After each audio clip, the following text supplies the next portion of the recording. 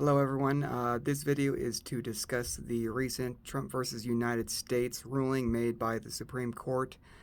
In this video I'm going to go over what was actually stated within the finding itself, the explicit used verbiage, and then I'm going to discuss the implications of that verbiage, and I'm going to ask you guys to provide input as well. First paragraph, second page.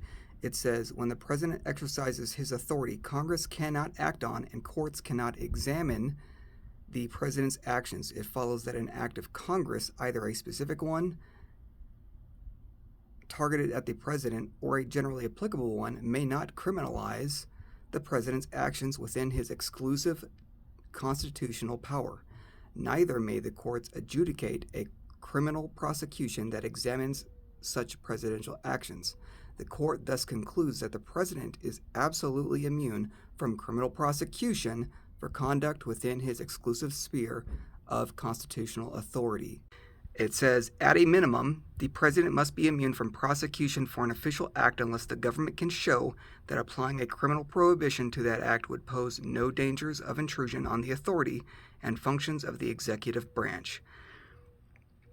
So, now that I've discussed the language, I'm going to talk about what I am gathering from that, my concerns, and then I'm going to reach out to you guys. My biggest concern with this ruling is that it appears to be directly overwriting the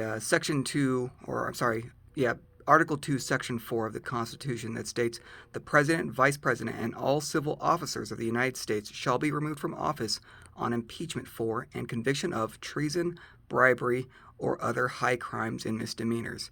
Now the Supreme Court is saying that the president may not be basically convicted for any actions occurring during his official duties, essentially. And that's loose language that could be very, depending on which court is in place, could be interpreted, anything could be interpreted as his official duties depending on who is the judge at the time. And so the big concerns here is that it appears that the president has been granted immunity from any potential crimes occurred during his presidency. And on top of that, the Supreme Court has just overruled the Constitution itself. It's my understanding that only Congress has the ability to amend the Constitution, but here we have the Supreme Court directly overruling the Constitution. I want to kind of cover some underlying issues that I know everybody's probably thinking about. This issue has come about because of Trump and alleged issues that occurred during his presidency and possibly outside of his presidency as well. Obviously, the language in here does not seem to apply to anything that he may have done criminally outside of his presidency, but it definitely makes him immune to all criminal activities he may have performed while president. Regardless of how you feel on those topics, you might be fully in support of Trump, you might be wholly against Trump, but regardless, we have to understand that this is a ruling made by the Supreme Court of the United States, and so the implications for what they said applies to all presidents going forward, not just Trump. It's easy for some to view this as, hey, good, Trump, some people would say Trump doesn't deserve what's happening to him, and this is a direct attempt by the Democratic Party to use the judicial system to attack the president and make him less effective in his job, and that is a concern, which was highlighted by the Supreme Court in their ruling. But this is not just about Trump. It is and is not about Trump, because this goes forward. This ruling applies to all politicians and the presidential seat going forward. I'm sure that if you're a Republican, you would not like it if we had an extended bout of Democrats as president, and they decided to do it as they see fit and break any laws they desire to without any real concern of repercussion. And that's exactly what this ruling allows. So my issue here that I can't really resolve is I do not know, I'm not a lawyer, I do not know the language of the Constitution or our general judicial system, so I do not know what falls under criminal acts or any acts that the Supreme Court has just ruled all presidents are immune from. I do not know if that applies to things like assassinating political candidates.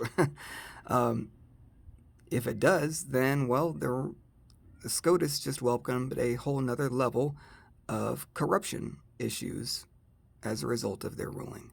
I'm really hoping that this ruling does not apply to things like treason, but I have yet to be provided proof that this ruling does not apply to potentially treasonous acts.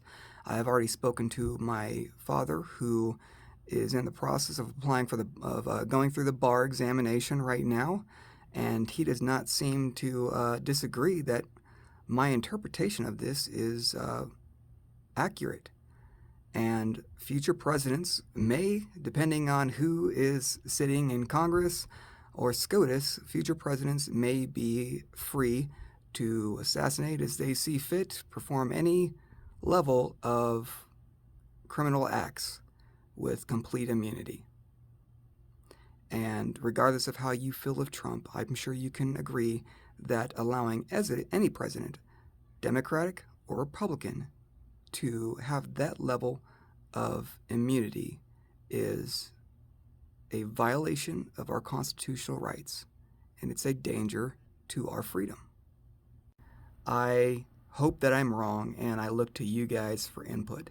So if you know of any reputable authorities on this topic, if you know any lawyers who can speak to the topic and can weigh in on the specific language used by SCOTUS in their ruling on July 1st, yesterday, please provide a link to their videos, their articles, sources, and the comments section so that I and others can review it to hopefully get some sense of security from the concerns I'm expressing. If I'm not wrong in my interpretation of this, the Supreme Court has just expanded their power through themselves with no support from either the presidential or congressional houses. So they have now given themselves, or they've now granted themselves, the right to overrule the Constitution. I have to say one more thing before I end the video, and that's because I'm so used to American cultural bullcrap. So if you are someone who is now thinking, well, yeah, we have to do this, we have to allow this kind of change, because if we don't, then the other party's going to do it, and they will use corruption to control our government. Bullcrap. Do not excuse your own extremism. If that is your attitude, then you have given up on your constitutional right to something better, and you have become the enemy that you were seeking to destroy. You cannot justify destroying and overwriting the Constitution, even if it means that you get to keep control for your party. It's unexcusable.